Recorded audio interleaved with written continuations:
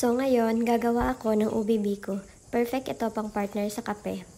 And this is how I made this delicious ube biko. Let's start. 1/2 kilo glutinous rice. Hugasan ito ng 2 o 3 beses bago isaing.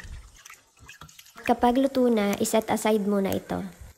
At ngayon, gagawa naman ako ng latik pang toppings ng ating ube biko. Maglagay lang ng 1 cup coconut milk sa pan at lutuin ito hanggang sa mag-color brown.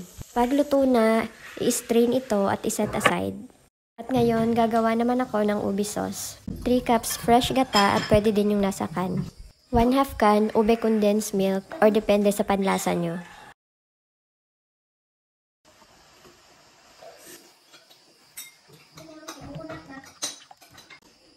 One tablespoon ube flavoring. Haluin nyo lang ang sauce hanggang sa maluto. Huwag nyo titigilan sa paghalo para maiwasang masunog ang ating sauce. At kapag luto na, hinaan ang apoy. Ilagay ang ating cooked glutinous rice. Haluin itong mabuti. At kapag luto na, patayin na ang apoy. Nilagay ko na ang latik sa ibabaw ng ating ube biko. Thank you for watching!